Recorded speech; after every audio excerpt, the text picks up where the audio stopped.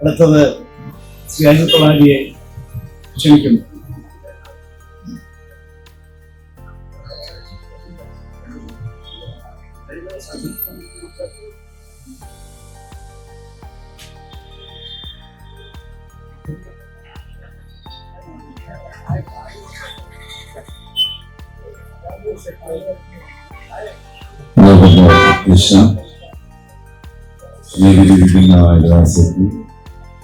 ശ്രീ കേരള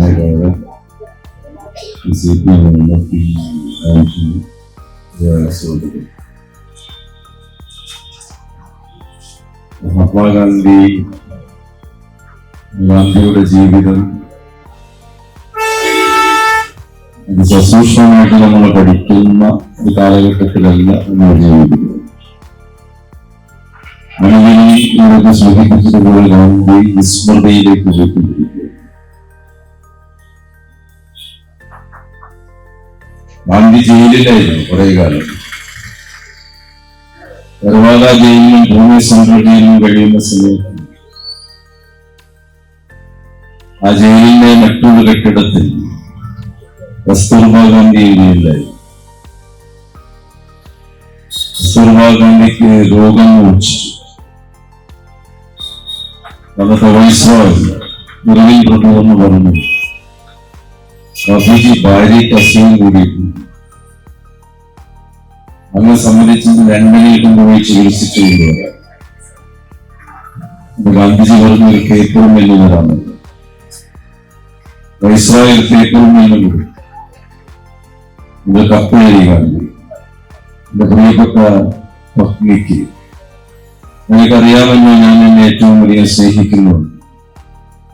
എനിക്ക് രോഗം മൂർച്ഛിച്ചിട്ടുണ്ട് എന്ന് വൈസ്രോയോട് വന്ന് പറഞ്ഞു. ലണ്ടനിൽ കൊണ്ടുപോയി ചികിത്സിക്കാമെന്നും പറഞ്ഞു. പക്ഷെ ഞാൻ പറയുന്നു, നീ ലണ്ടനിൽ പോകരുത്.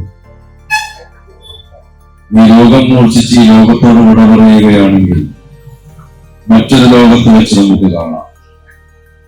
വൈസ്രോയ് ഒരു കാര്യം കൂടി പറഞ്ഞു, നിങ്ങൾക്ക് വേണമെങ്കിൽ ഈ ജയിലിൽ നിന്ന് ഇറങ്ങി അപ്പുറത്തുള്ള ബിൽഡിങ്ങിൽ പോയി ഭാര്യയെ കാണാം. അപ്പോൾ അതിന് ഞാൻ മറുപടി പറഞ്ഞു, പ്രിയപ്പെട്ടവരെ, ഞാൻ ഈ എന്നെ അടച്ചിട്ടുള്ള ജയിൽ മുറിയിൽ നിന്ന് പുറത്തിറങ്ങില്ല. എന്നെ വന്ന് കാണാം.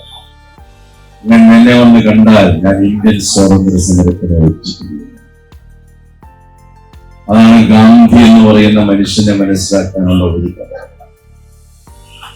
ആ സംഭവം കഴിഞ്ഞിട്ടുള്ള അതേ കാലയളവിലാണ്, ഇതിന് കുറച്ച് മുൻപെയാണ് വേറൊരാൾ ജയിലിലടയ്ക്കപ്പെട്ടത്.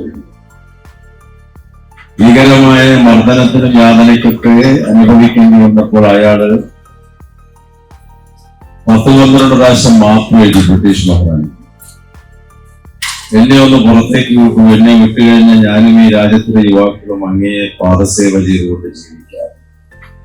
അയാളുടെ പേരാണ് RSSന്റെ ആദ്യത്തെ നേതാവ് സവർക്കർ. ഇപ്പൊ 2 തരം മനുഷ്യന്മാർ ഇന്ത്യയിലുണ്ട്. ഇന്ന് ഇന്ത്യയിലെ ബഹുഭൂരിഭാഗം ജനങ്ങളും ആരാധിക്കുന്ന സവർക്കറെ. അവിടെയാണ് ഇന്ത്യയുടെ വൈരുദ്ധ്യം. അതാണ് ഇതിന്റെ ഭീകരത. അടൽ ബിഹാരി വാജ്പേയി ഇന്ത്യയുടെ പ്രധാനമന്ത്രിയായിരുന്ന സമയത്താണ് പാർലമെന്റിന്റെ സെൻട്രൽ ഹാളിൽ മഹാത്മാഗാന്ധിജിയുടെ പടം തൂക്കിയിട്ടിരുന്നതിന്റെ എതിർവശത്തുള്ള ചുമരിൽ സവർക്കറുടെ ചിത്രം തൂക്കി. അതായിരുന്നു ആദ്യത്തെ ഒരു ഭീകര സംഭവം ഇന്ത്യയിൽ നടന്നത്. ആ സവർക്കറാണ് ഈ ഹിന്ദുത്വ രാഷ്ട്രം എന്നുള്ള ആ വാദത്തിന് ആദ്യം ബീജാവാപം നൽകി. ആ ഹിന്ദുത്വവാദത്തിനെ എതിർത്തു എന്നുള്ളതാണ് മഹാത്മാഗാന്ധിജിയുടെ ഏറ്റവും വലിയ സംഭാവന. അതുകൊണ്ടാണ് നഥുറാം ഗോഡ്സെയുടെ വെടിയുണ്ടയേറ്റ് മരിച്ചപ്പോൾ ഗാന്ധിജി പറഞ്ഞത് ഹേ റാം എന്ന് പറഞ്ഞിട്ട് മരിച്ചു വീണ. ഹേ റാം എന്ന് പറഞ്ഞ് മരിച്ചു വീണ മണ്ണിൽ ഇന്ന് ജയ് ശ്രീറാം എന്നാ പറഞ്ഞത്. ഇന്ത്യ എവിടെ എത്തി? ഹേ റാമിൽ നിന്ന് ജയ് ശ്രീറാമിലേക്ക് എത്തി. അതിലൂടെ ഈ നിന്നെക്കാളും ഹരിദാസേട്ടനൊക്കെ പറഞ്ഞ മാതിരി വല്ലവരും പ്രതികരിക്കുന്നുണ്ട്. ഒരു മനുഷ്യൻ പ്രതികരിക്കും. പ്രതികരണശേഷി നഷ്ടപ്പെട്ട ഒരു ജനവിഭാഗമായി ഇന്ത്യ മാറി.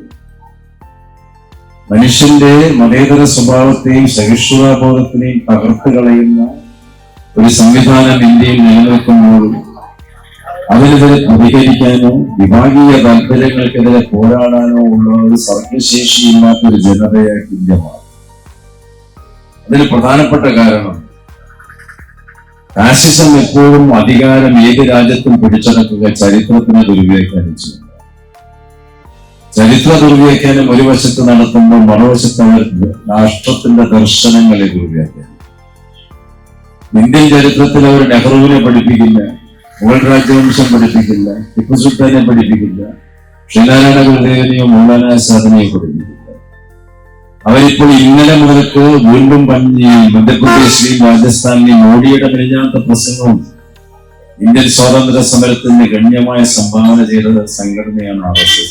പരമം നോണയാണ്, പച്ചക്കള്ളം. ഇത്രമാത്രം നോണ പറയുന്ന പ്രധാനമന്ത്രി ഇന്ത്യയുടെ ചരിത്രത്തിലുണ്ട്. സ്വാതന്ത്ര്യ സമര കാലഘട്ടത്തിൽ ബ്രിട്ടീഷ് മഹാറാണിക്ക് മാപ്പെഴുതി കൊടുത്ത ആളാണ് ഈ സവർക്കർ.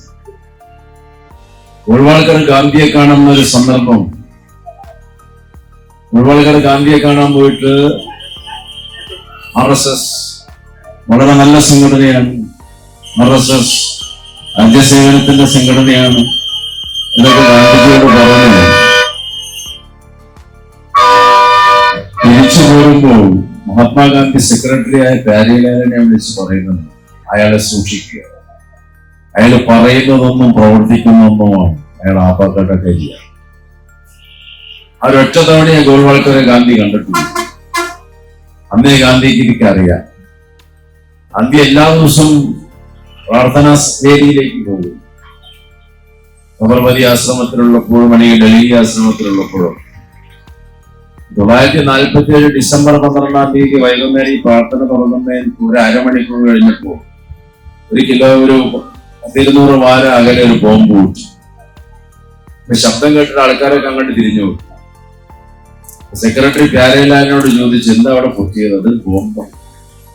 ഗാന്ധിജിയുടെ മറുപടി, അത് അവിടെ അല്ലല്ലോ പൊട്ടേണ്ടത്, ഈ സ്റ്റേജിലാണല്ലോ പൊട്ടേണ്ടത്. അത് എനിക്ക് നേരെ വന്ന ബോംബാണ്, അവിടെ വീണത് തെറ്റി വീണതാണ് എന്നാണ് പറയുന്നത്. 1947 ഡിസംബർ 12, 48 ജനുവരി 30 യഥാർത്ഥ ബോംബ് നെഞ്ചിലേക്ക്. ആ നെഞ്ചിലേക്ക് ആ ബോംബ് ഏറ്റുവാങ്ങിയിട്ട് മഹാത്മാഗാന്ധി കരയല്ല ചെയ്തത്, 2 വരിയെ പറഞ്ഞുള്ളൂ, ഗാന്ധി പനി പിടിച്ചിട്ടല്ല മരിക്കേണ്ടത്, ഗാന്ധി വെടികൊണ്ടിട്ടാണ് മരിക്കേണ്ടത്. ഇതിന് കരയേണ്ട ആവശ്യമില്ല. ഗാന്ധി വെടികൊണ്ട് മരിക്കാൻ കാരണം ഗാന്ധി മഹാത്മാവായതുകൊണ്ട്. 24 ഇഞ്ചിന്റെ വലിപ്പമുള്ള നെഞ്ചിന്. 1916 ഇന്ത്യയിലേക്ക് വരുന്ന സൗത്ത് ആഫ്രിക്കയിൽ നിന്ന്. അന്ന് വയസ്സ് 45.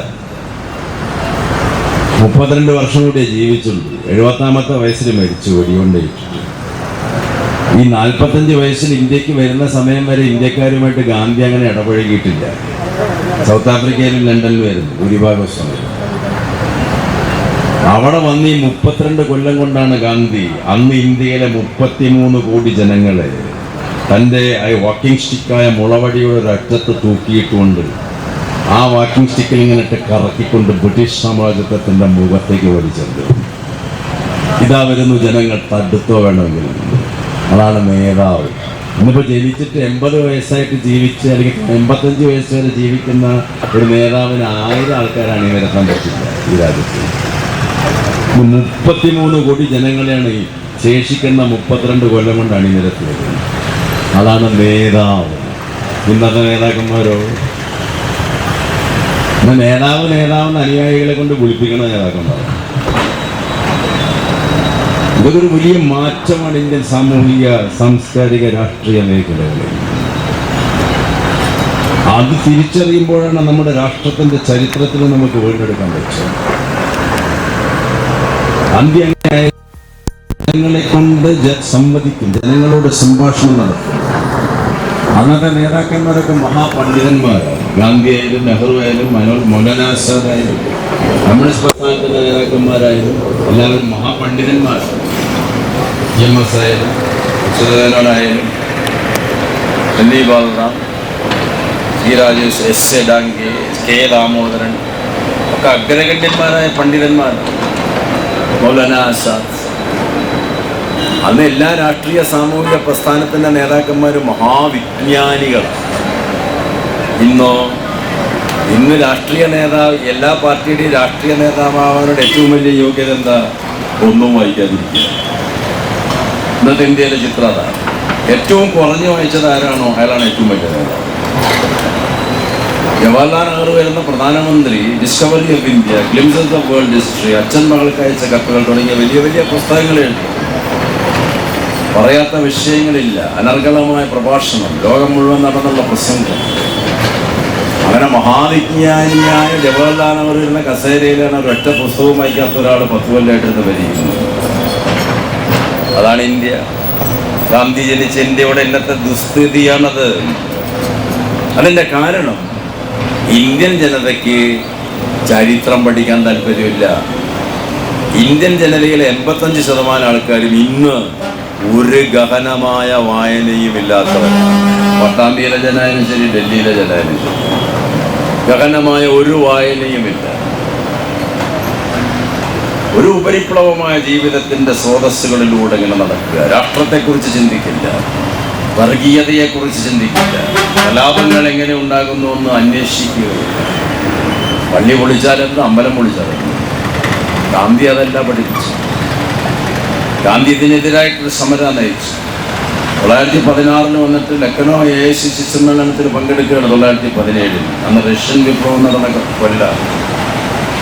ആദ്യം പങ്കെടുക്കുന്ന സമ്മേളനമാണ് ലക്നോ AICC സമ്മേളനം. വയസ്സ് 45. അന്ന് ഇന്ത്യയുടെ പരമോന്നത നേതാവ് ബാലഗംഗാധര തിലകൻ. അന്ന് ഉത്തർപ്രദേശിൽ നിന്നും ബീഹാറിൽ നിന്നും വന്നിട്ടുള്ള പ്രതിനിധികൾ തിലകനോട് പറയുകയാണ്, ബീഹാറിൽ വലിയ സമരം നടക്കുകയാണ്, ബ്രിട്ടീഷുകാർ ചൂഷണം ചെയ്യാണ് അവിടുത്തെ തൊഴിലാളികളെ. നീലം കൃഷിക്കാർ, ഏക്കർ കണക്കിന് നീലം തോട്ടത്തിലെ കൃഷിക്കാരെ ചൂഷണം ചെയ്ത് ചമ്പാരൻ എന്ന സ്ഥലത്ത് ബീഹാർ, അങ്ങ് അവിടെ വരണം, തൊഴിലാളികൾക്ക് ആശ്വാസവചനം കൊടുക്കണം, അവരുടെ സമരം ഏറ്റെടുക്കണം. അപ്പോൾ തിലകൻ പറഞ്ഞ് ഞാൻ വരാൻ കുറച്ച് കഴിഞ്ഞു. അപ്പോൾ ഇന്നലെ സൗത്ത് ആഫ്രിക്കയിൽ നിന്ന് വന്ന ആ വിദ്വാൻ അവിടെ ഇരിക്കുന്നുണ്ട്, അയാളെ കുത്തി പോകാൻ പറ്റും. അവിടെ സമരം ചെയ്തിട്ടുള്ള പാരമ്പര്യമുണ്ട്. അതിന് UP യിൽ നിന്ന് വന്ന രാജ്കുമാർ ശുക്ല, ബീഹാറിൽ നിന്ന് വന്ന മുഹമ്മദ് യൂനിസ് തുടങ്ങിയിട്ടുള്ള പ്രതിനിധികളെ നിർബന്ധം സഹിക്കവയ്യാഞ്ഞ് ഗാന്ധിജി ലക്നൌവിൽ നിന്ന് അലഹബാദിലേക്ക് പോയി. അലഹബാദിൽ നിന്ന് ട്രെയിൻ കയറി ബീഹാറിലെ മുസാഫർ നഗർ റെയിൽവേ സ്റ്റേഷനിലേക്ക് വരിക ഈ പ്രതിനിധികളോടൊപ്പം. മുസാഫർ നഗർ റെയിൽവേ സ്റ്റേഷൻ വണ്ടി ഇറങ്ങിയപ്പോൾ ബ്രിട്ടീഷ് മജിസ്ട്രേറ്റ് വന്ന് തടഞ്ഞു. ഇവിടെ ഇറങ്ങാൻ പറ്റില്ല, നിങ്ങൾ അവരെ കാണാനല്ലേ പോകുന്നത്. ഇന്ത്യയിലേക്ക് വന്ന് ഗാന്ധിജിയുടെ ആദ്യത്തെ പ്രസ്താവന, മുന്നോട്ട് വെച്ച കാല് പിന്നോട്ടില്ല. അത് നേതാവ്. ഇന്ന് സമരം ചെയ്യാൻ പോകുമ്പോൾ ആദ്യം DYSP വിളിച്ചു പറയും, വലിയ അടിയൊന്നും വേണ്ടട്ടെ, ചെറിയൊരു അടി മതി. അഡ്ജസ്റ്റ്മെന്റ് സമരം ഇന്നത്തെ സമരങ്ങൾ. ഗാന്ധി ജനിച്ച നാട്ടിൽ അസന്ധിഗ്ധ സമരങ്ങളില്ല. ഇന്ന് കഴിഞ്ഞ 35 കൊല്ലം ഇന്ത്യയിൽ എന്ത് സമരം ഉണ്ടായിട്ട് ഒന്ന് ആലോചിച്ച് നോക്കും. സമരം സാമ്പ്രദായിക സമരം, താലൂക്ക് ഓഫീസ് പിക്കറ്റിങ്, 2 മണിക്കൂർ പിക്കറ്റിങ്, അല്ലാണ്ട് എന്ത് സമരം? അസന്ധിഗ്ധ സമരമില്ലാതെ ഫാസിസം പരാജയപ്പെടില്ല. ഇവിടെ ആകെ ഒരു സമരം അസന്ധിഗ്ധമായി നടന്നിട്ടുള്ളൂ. 2 കൊല്ലം മുമ്പ് നടന്ന കർഷക സമരം 10 ലക്ഷം ആൾക്കാർ പങ്കെടുത്തു. മോഡി മുട്ടുമടക്കി. അമ്മാതിരി സമരമാണ് വേണ്ടത് ഇന്ത്യയിൽ. അതാണ് മതേതര ജനാധിപത്യ മുന്നണികൾ വളർത്തിക്കൊണ്ടുവരേണ്ടത്. അത് പക്ഷേ ഇന്ത്യ ബ്ലോക്കിനടക്കത് സാധിക്കുന്നില്ല. അവിടെയാണ് ഫാസിസം വിജയിക്കുന്നത്. മനുഷ്യ മഹാമുന്നണി അണിനിരന്നാലേ അല്ലാതെ ഈ RSS പരാജയപ്പെടില്ല. ചില്ലറക്കാരൊന്നല്ല RSS. ആ നിസ്സാര ഭാവമൊന്നും നമ്മുടെ ഉള്ളിൽ വേണം. അപ്പൊ ഗാന്ധി അങ്ങോട്ട് പോവാണ് മുസാഫർ നഗറിലേക്ക്, ഈ നീലം തോട്ടത്തിലേക്ക്. അന്ന് ആനയാ വാഹനം, ആനപ്പുറത്ത് കയറിയിട്ടുണ്ട്. അപ്പൊ ഒപ്പം JB കൃപലാനിയുണ്ട്. വേറെ വാഹനം ഇല്ല കാട്ടിൻ്റെ ഉള്ളിൽ കൂടെ പോവാൻ. കുറെ ആൾക്കാർ നടന്നിട്ടും പോയി. ആനപ്പുറത്തിരുന്ന ഗാന്ധി ഒരു 100 അടി അപ്പുറത്ത് ഈ തോട്ടത്തിൽ തൊഴിലെടുക്കുന്ന കൃഷകാത്രരായ എല്ലുന്തിയ കലങ്ങിയ കണ്ണുമായിട്ടുള്ള തൊഴിലാളികളെ കാണുകയാണ്, കർഷകരെ. ഗാന്ധി ആനപ്പുറത്തിരുന്നവരെ കാണുമ്പോൾ അദ്ദേഹത്തിൻ്റെ നാവിൽ നിന്ന് ഉതിർന്നു വന്ന ഒരു വാചകമാണ്, ഞാനിതാ ഈശ്വരനെ കാണുന്നു. ഇന്ത്യയിലെ കർഷകനെ കണ്ടപ്പോൾ മഹാത്മാവിൻ്റെ നാവിൽ നിന്ന് ഉരുത്തിരിഞ്ഞ വാചകമാണ്, ഞാനിതാ ഈശ്വരനെ കാണുന്നു. 2 കൊല്ലം മുമ്പേ 1 കൊല്ലം നീണ്ടുനിന്ന കർഷക സമരത്തിൽ 700 പേര് മരിച്ചു. 100 കണക്കിന് ആൾക്കാർക്ക് അസുഖം വന്നു. ഈ ചങ്ങാതി ഇന്നേ വരെ അവരെ തിരിഞ്ഞു നോക്കിയിട്ടില്ല. ഇന്ത്യ ഭരിക്കുന്ന ആളാണ്. എന്നിട്ട് ഇന്ത്യക്കാർക്ക് ഒരു കുഴപ്പമില്ല, ഒരു പ്രതികരണമില്ല. ആര് പ്രതികരിക്കുന്നു? നേരെ മറിച്ച് അംബാനിയുടെ മകൻ്റെ കല്യാണം 5000 കോടി രൂപ മുടക്കി നടന്നു. 4 ദിവസം നടന്നപ്പോൾ നിങ്ങളും ഞാനും റീൽസ് കണ്ടിങ്ങനെ ആസ്വദിക്കുക. അംബാനിയുടെ മകൻ്റെ കല്യാണം. എന്തൊരിന്ത്യ? ഏതിന്ത്യ? ഗാന്ധിയാണോ ഇന്ത്യയിൽ ജനിച്ചത്? ഗാന്ധിയെ അവഹേളിക്കല്ലേ നമ്മൾ? നിങ്ങൾ നടത്തുന്നു ഗാന്ധി സ്മരണയൊക്കെ നല്ലൊരു മമ്മൂട്ടി സാഹിബ് നടത്തുന്ന അവരുടെ എന്താ പറയുക, ഈ പ്രസ്ഥാനമൊക്കെ ആശയങ്ങളൊക്കെ ഗംഭീരം അങ്ങനെ. പക്ഷെ നമ്മുടെ ഇന്ത്യക്കാരൻ്റെ മനസ്സിൻ്റെ അഗാധതയിൽ ഗാന്ധിയില്ല, മതേതരത്വ ബോധമില്ല, പൗരബോധമില്ല. അതിനെതിരില്ലായ്മ ചെയ്തു. എന്ന് സെപ്റ്റംബർ 27-ാം തീയതി 100 വർഷം തികഞ്ഞു RSS ജനിച്ചു. 925 ജനിച്ച് സെപ്റ്റംബർ 27-ാം തീയതി. 27-ാം തീയതി കഴിഞ്ഞപ്പോൾ 4 ദിവസം കഴിഞ്ഞ് 5-ാമത്തെ ദിവസം വിജയക്കൊടി പറിച്ചു നിൽക്കുകയാണ് ഇവിടെ. മോഹൻ ഭാഗവത് പ്രസംഗിച്ചു, കഴിഞ്ഞ ആഴ്ചയും കഴിഞ്ഞ മാസവും പ്രസംഗിച്ചു. ഹിന്ദുത്വ രാഷ്ട്രമാകാനൊന്നുമില്ല, ഇത് ഓൾറെഡി ഒരു ഹിന്ദുത്വ രാഷ്ട്രമാണ് RSS തലവൻ പറഞ്ഞു കഴിഞ്ഞു. അതിനർത്ഥം മറ്റുള്ളവരൊക്കെ ഞങ്ങൾ പറഞ്ഞ് കേട്ട് ജീവിച്ചാൽ മതി, അതിന് അതിൻ്റെ അർത്ഥം വേറൊന്നുമില്ല. അങ്ങനെ തന്നെയാണ് ഉത്തരേന്ത്യയിൽ. ഇവിടെ അത് വരാത്തത് മതേതര ഇടതുപക്ഷ ജനാധിപത്യ ശക്തികൾക്ക് സ്വാധീനമുള്ളത് കൊണ്ടാണ് കേരളത്തിൽ ആ സ്ഥിതിവിശേഷം ഇല്ലാത്തത്. എന്തൊരു ഭീകരമാണ് ഇന്ത്യയിലെ സ്ഥിതി. ഗാന്ധി ജനിച്ച നാട്ടിൽ എന്താണ് ജനാധിപത്യം എന്ന് ഗാന്ധിജിയോട് ഒരു കുട്ടി ചോദിച്ചപ്പോൾ ഗാന്ധിജി പറയുന്നുണ്ട് കുട്ടിയോട്, മോൾ ഓട്ടപ്പന്തയം കണ്ടിട്ടുണ്ടോ?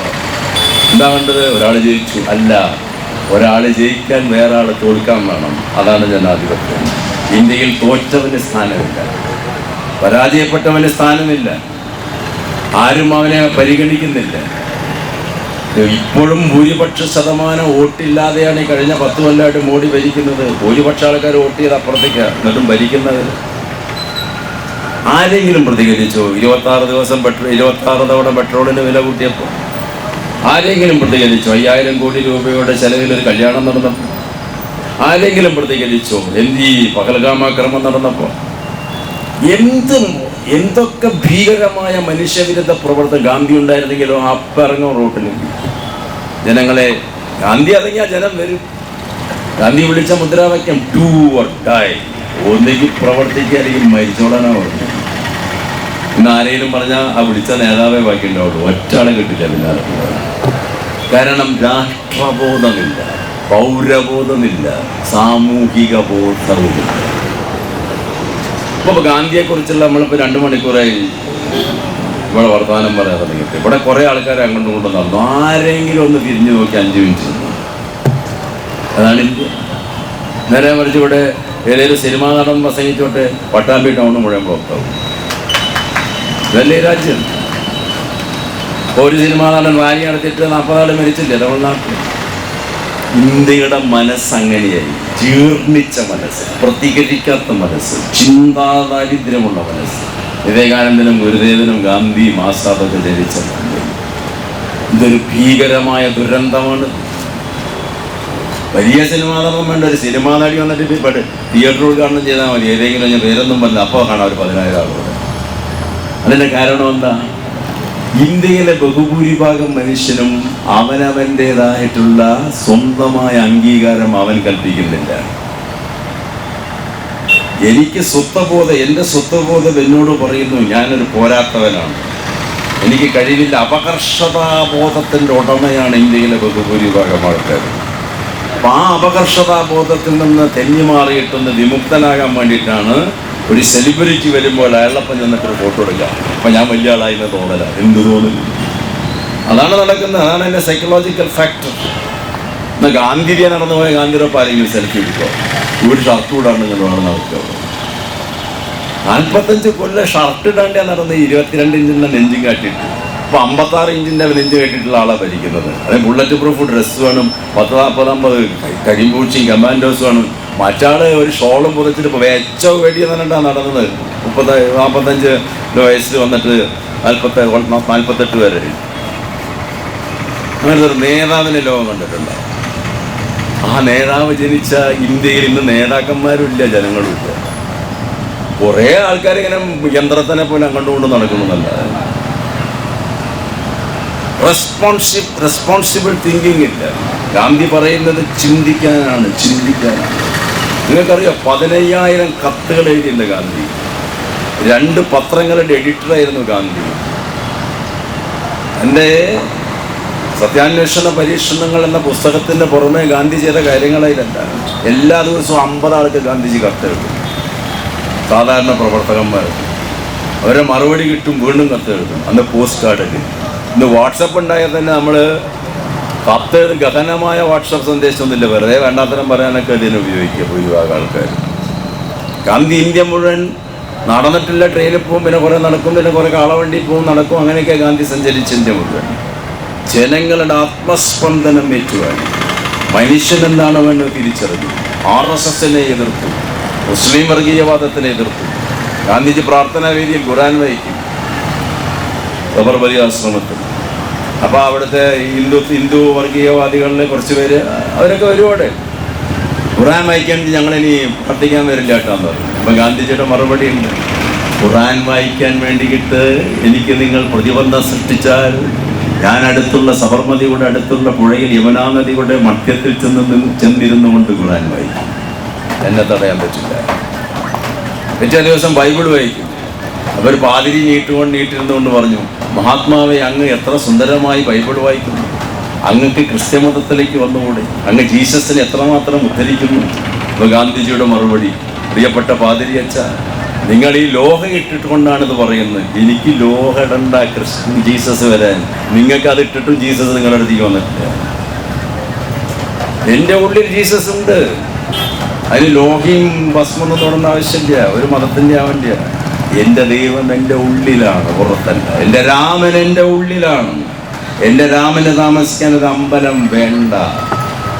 ഇവിടെ ഓരോ പഞ്ചായത്തിലും ഇപ്പോൾ ഓരോ വാർഡിലും 4 അമ്പലം 4 പള്ളി.